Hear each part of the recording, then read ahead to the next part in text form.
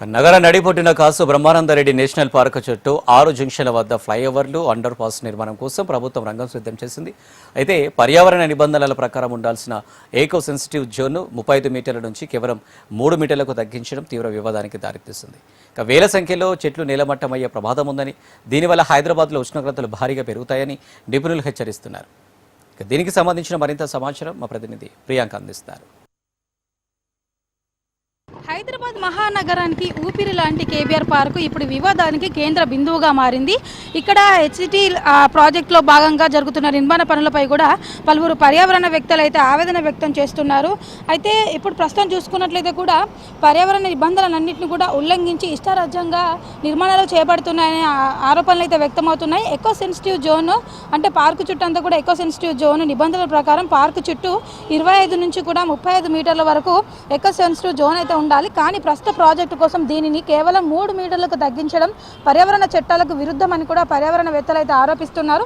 ఈ ప్రాజెక్టు కోసం కూడా పెద్ద సంఖ్యలో చెట్లు నరకడం వల్ల నగరంలో ఉష్ణోగ్రతలు పెరుగుతాయని, దీని పర్యావరణ సమతుల్యతను కూడా దెబ్బతీస్తుందని అయితే ఆందోళన వ్యక్తం చేస్తున్నారు. అదేవిధంగా ప్రాజెక్టు వివరాలు అదే చూసుకున్నట్లయితే కూడా మొత్తంగా ఈ ప్రాజెక్టుకు అయితే అయ్యే ఖర్చు అంతా కూడా సుమారుగా 930 కోట్ల రూపాయలు అయితే ఖర్చు అవుతుంది. పార్కు చుట్టూ ఉన్న 6 జంక్షన్ల దగ్గర ఫ్లైఓవర్లు, అండర్ పాస్ల నిర్మాణం చేపట్టాలంటే ప్రభుత్వం అయితే భావిస్తుంది. అయితే మాస్టర్ ప్లాన్, సర్వే ప్లాన్, అదేవిధంగా డిపిఆర్ వివరాలను బహిర్గతం చేయకుండానే పనులు ముందుకు తీసుకెళ్లడంపై కూడా సేవ్ కేబీఆర్ ప్రతినిధులు అయితే మండిపడుతున్నారు. అదేవిధంగా చూసుకునేది కూడా ప్రభుత్వం ఏకపక్షంగా నిర్ణయాలు తీసుకోకుండా ప్రజల అభిప్రాయాలను, అదేవిధంగా పర్యావరణ నిపుణుల సూచనలను కూడా పరిగణలో తీసుకోవాల్సి ఉంటుంది. కేవలం ఫ్లైఓవర్ పైన దృష్టి పెట్టకుండా ప్రజా రవాణా వ్యవస్థను అంటే మెట్రోలు కావచ్చు, అదేవిధంగా ఆర్టీసీ బస్సులు కావచ్చు, వీటన్నిటిని కూడా బలోపేతం చేయడం ద్వారా ట్రాఫిక్ సమస్యను పరిష్కరించాలని అయితే కోరుతున్నారు.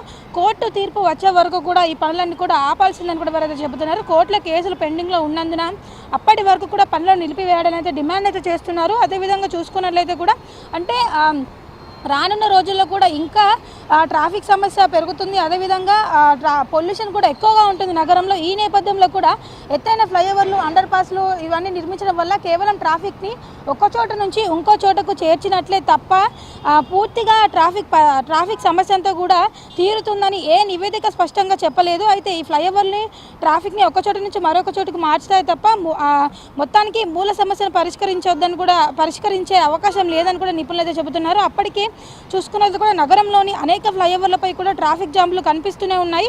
ప్రభుత్వం ఫ్లైఓవర్ల మీద కాకుండా ప్రజా రవాణా వ్యవస్థపై కూడా దృష్టి పెట్టాల్సి ఉంటుంది.